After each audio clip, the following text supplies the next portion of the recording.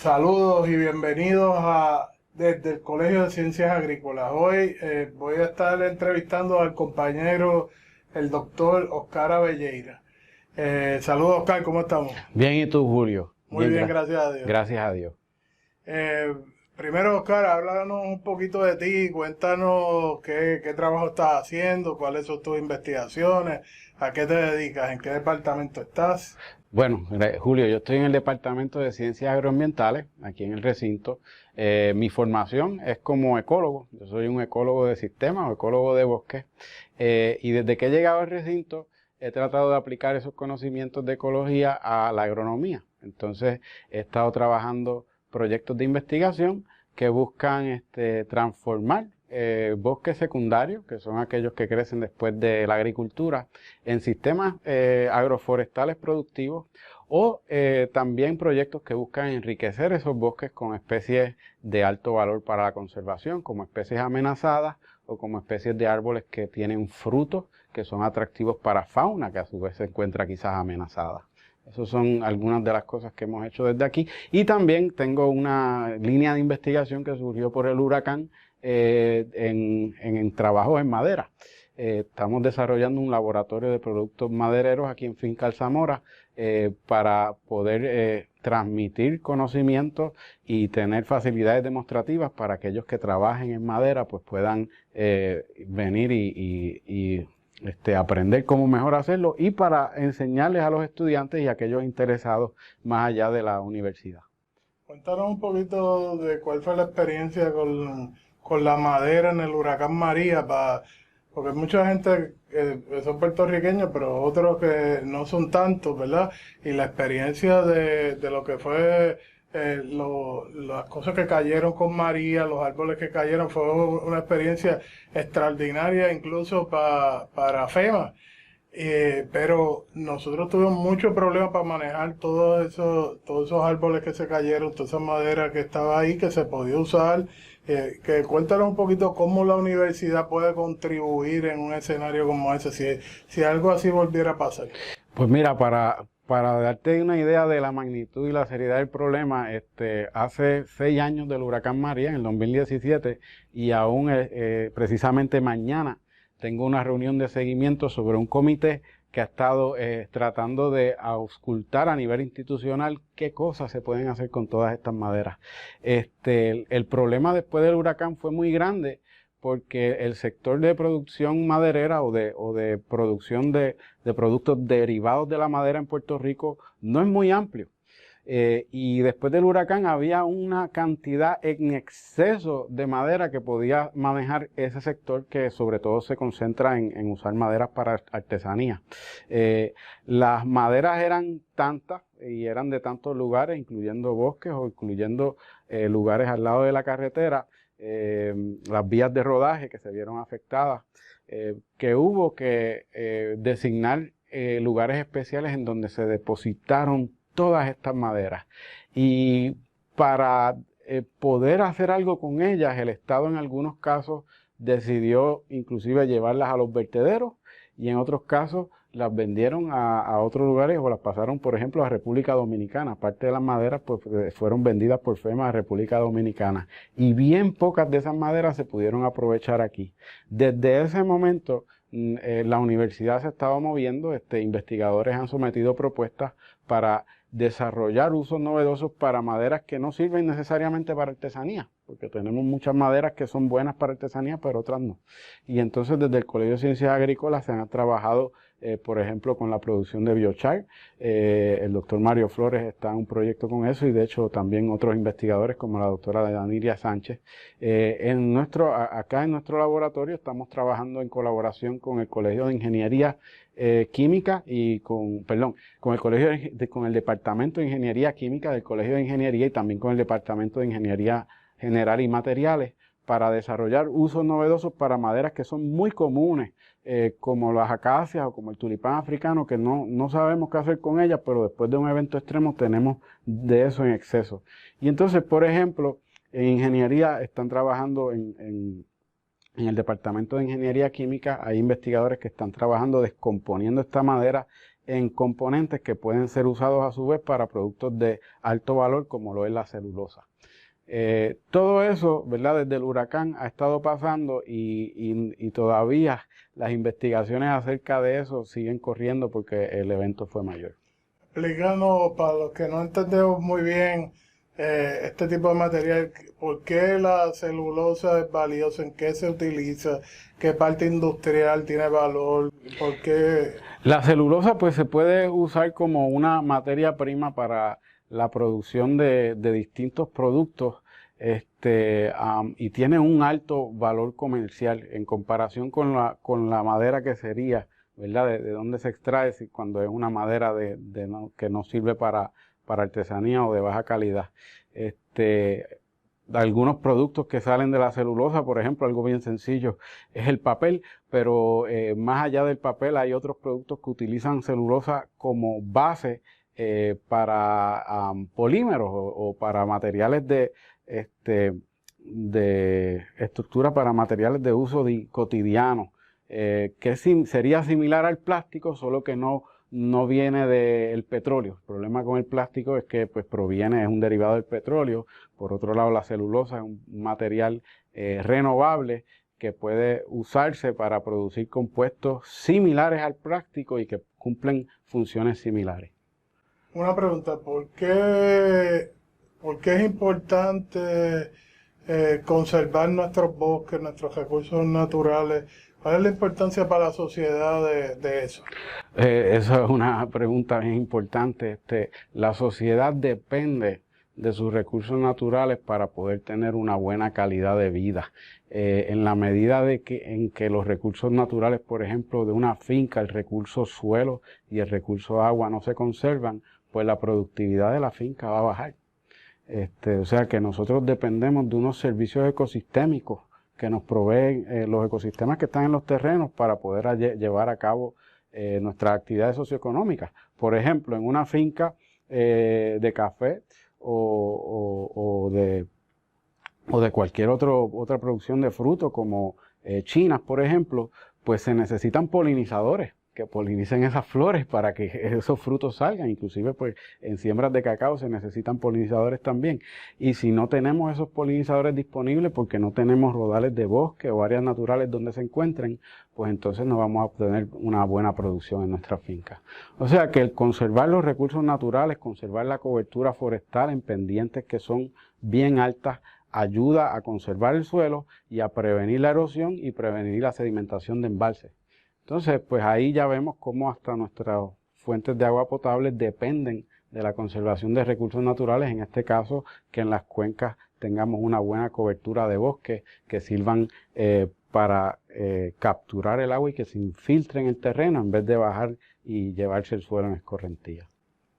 Entonces, esa parte de turismo ecológico también, ¿nos pudiera hablar un poquito desde la parte económica, social, la importancia que tiene para nosotros conservar esos bosques para nuestros visitantes, la gente que viene acá a Puerto Rico? Ciertamente, Puerto Rico es una de las pocas jurisdicciones en los Estados Unidos donde hay bosque tropical, y bosque tropical que va desde el seco hasta el muy húmedo y pluvial. Aquí tenemos en un espacio bien pequeño diferentes tipos de bosques en diferentes climas y substratos. Aquí tenemos bosques en carso, que antes era el lecho marino que está en la superficie. Tenemos bosques en aluvión, en los valles y también en las montañas. Y toda esa diversidad atrae a una serie de turistas. Y esos turistas lo que quieren ver es meterse en esos bosques que nosotros estamos acostumbrados a ver desde pequeños, pero que ellos no pueden ver en donde ellos viven. Y inclusive aquí tenemos el ejemplo de Río Hondo.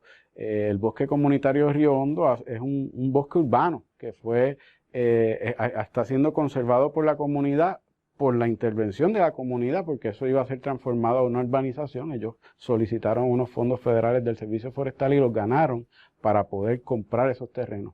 Hoy día ellos se están beneficiando de las veredas que hay allí, porque eso atrae a personas, a turistas, que a su vez pues pueden quizás comprar en el kiosco que ellos tienen para comida. Inclusive ahí venden jugo de jagua, por ejemplo, que es una fruta típica puertorriqueña. El tener sencillamente esos bosques y tener algunas veredas, pues atrae personas y eso a la vez atrae capital económico, porque los turistas que vienen pues tienen que transportarse, llegar al lugar, tienen que comer, así que en el lugar donde esté el bosque pues pueden haber facilidades que devenguen un insumo monetario pues, por esas ventas. O sea que la capacidad de los bosques como un ecosistema que suple recreación, pues nos da una diversidad de otros beneficios económicos colaterales. Y además de tú estar en el field haciendo investigación y trabajando con esas cosas, eres profesor acá en el Colegio de Ciencias Agrícolas. Eso es correcto. ¿Nos puedes contar un poquito de las clases que impartes, qué temas estás cubriendo? ¿Cómo no? Sí, mi nombramiento es de hecho 25% de investigación y 75% en facultad, o sea que yo tengo que dedicar 75% a dar clases. Y doy regularmente 4 cursos, 2 de ellos se enfocan en recursos naturales. El primero es Introducción a la Conservación de Recursos Naturales y el segundo es Conservación, Desarrollo y Manejo de los Recursos Naturales. También administro 2 cursos que se enfocan en bosques, el primero siendo Silvicultura, que es el manejo de bosques a la escala local, de rodal, de grupos de árboles, y el segundo el manejo de bosques naturales, que ese ya se centra en el manejo no solo de bosques que son intervenidos o no intervenidos, sino su manejo en el paisaje para lograr la conservación de servicios ecosistémicos como la protección de cuencas, por ejemplo. Entonces, acá me estabas comentando que la mayoría de las coberturas de los bosques de Puerto Rico se encuentran en terrenos privados. ¿Nos puede explicar un poquito más de eso? ¿Cuál es la importancia de esa interacción de la universidad con el sector privado, con las comunidades? Con mucho gusto, eso es muy importante porque muchos estudiantes que llegan a mis cursos y muchas personas de hecho piensan, cuando le dicen la palabra bosque, piensan en las reservas de bosque que tenemos, piensan en Oaxaca, en el Yunque ciertamente o en el Monte del Estado, y esos son reservas muy importantes que albergan una biodiversidad muy alta y se tienen que proteger, pero constituyen un porcentaje bien bajo del terreno, menos del 10% del terreno. El 55% de todo el terreno de Puerto Rico hoy día está cubierto de bosque y la mayoría de esos bosques están fuera de las reservas. Hay algunos de esos bosques que inclusive están en terrenos públicos de la Autoridad de Tierra, pero la gran mayoría están creciendo en terrenos que son fincas de personas privadas, que antes se trabajaban en distintos cultivos, pero que ya no se trabajan. Por ejemplo, en los valles antes habían cañaverales, y no todos esos cañaverales estaban en terrenos de la Autoridad de Tierra, algunos estaban en terrenos privados, y ese cultivo ya no se produce en Puerto Rico, por lo que esos terrenos entraron en barbecho, y luego con el tiempo ocurre un proceso de sucesión ecológica donde se establece un bosque por sí solo, o sea, con la ayuda de aves que dispersan las semillas y del viento que dispersan las semillas, comienzan a crecer los árboles, que usualmente los primeros que crecen son pioneros o inclusive algunos de los que llaman invasivos, como el tulipán africano o las acacias. Esas especies son muy importantes porque crecen en los lugares donde los humanos han modificado el ambiente y el suelo de manera tal que las especies de árboles nativos no pueden crecer. Pero esas especies sí, y por eso es que hoy día tenemos 55% de cobertura de bosques, porque esas especies han crecido en lugares que antes eran cafetales de sol, o antes eran lugares donde había ganado, que con el tiempo, por las situaciones socioeconómicas, pues se han ido abandonando. Entonces el bosque, o más bien la flora y la fauna, ha reclamado esos lugares y se han desarrollado por sucesión ecológica por sí solos en bosques. Ahora, eso es bueno, porque cuando uno ve a Puerto Rico, si uno entra a Google Earth y ve a Puerto Rico vía satélite, lo que ve es una cobertura verde, y eso es bueno para la protección de agua, que es un recurso muy importante estos días. El hecho de que exista esa cobertura reduce la sedimentación que llega a los embalses y aumenta las tasas de infiltración en el terreno de manera tal que es menos la que se pierde en ríos que llegan al mar y más la que se almacena en el subsuelo y que es accesible ya sea por pozos y en acuíferos. Yo creo que la impresión popular es que los únicos polinizadores son las abejas. Aquí hay otros animales que son bien importantes en la polinización. A mí me llama mucho la atención la población de murciélagos, principalmente acá. ¿Nos pudiera hablar un poquito de la importancia que tiene el murciélago en Puerto Rico para polinizar y para la conservación de lo que son los bosques también? Sí, no, las abejas no son los únicos polinizadores, definitivamente hay aves que hacen esa función y los murciélagos también pueden hacer esa función. Y los murciélagos son los menos estudiados porque hacen todo de noche. Y algunas personas hasta le tienen miedo, pero son uno de los animales más pacíficos y nobles que hay.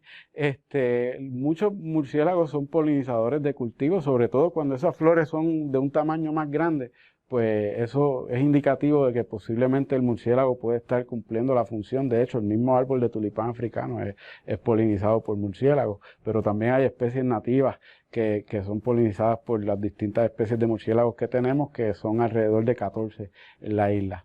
Ahora, además de la función de polinizador, los murciélagos realizan una función muy importante, que es la del transporte de esas semillas de esos árboles de un sitio a otro.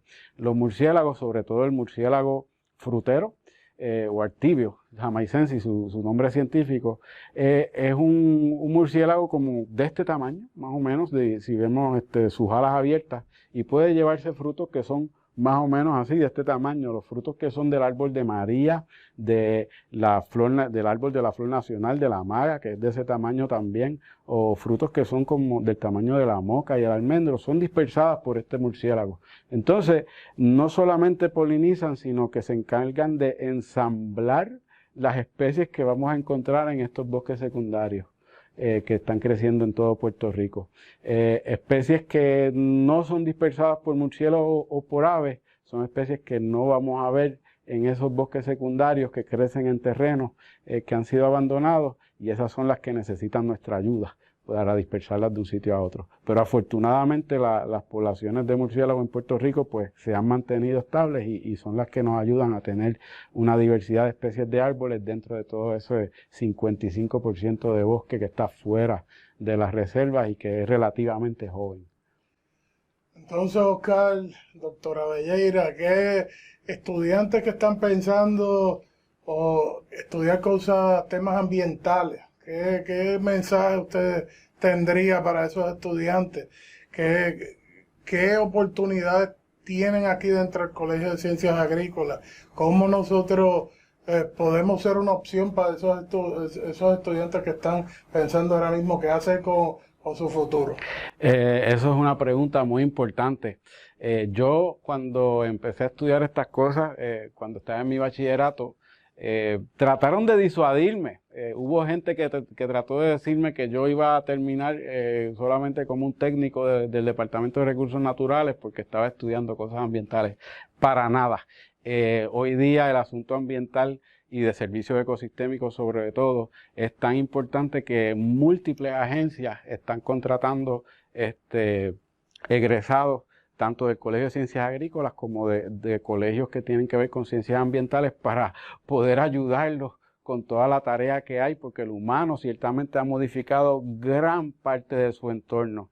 Desde el Colegio de Ciencias Agrícolas, pues, pueden recibir una preparación enfocada en cómo desarrollar y diseñar y implementar agroecosistemas que sean cónsonos con la conservación de recursos naturales, sobre todo desde el punto de vista de servicios ecológicos, sistemas agrícolas que sean diversos, que apoyen y sean sustento para una diversidad de polinizadores o dispersores, y que en el paisaje no solamente sirvan para producir alimentos, sino que también sirvan como conectores entre otros ecosistemas para esas especies de fauna que así lo necesitan.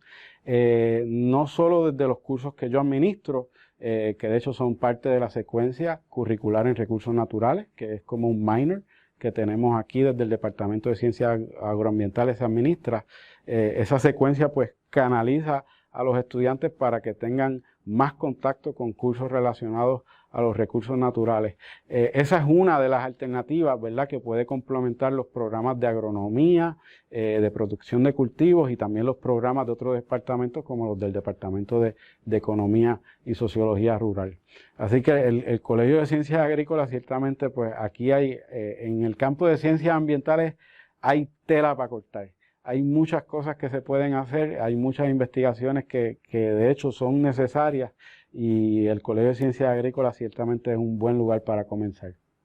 Fantástico, te agradezco estar con nosotros aquí. Gracias a ti, Julio. Es nuestro primer programa, así que muchas gracias, estamos aquí a tus órdenes, así que nos mantenemos en comunicación. Gracias por acompañarnos en este video y los esperamos ver en el próximo. Muchas gracias. Gracias a todos.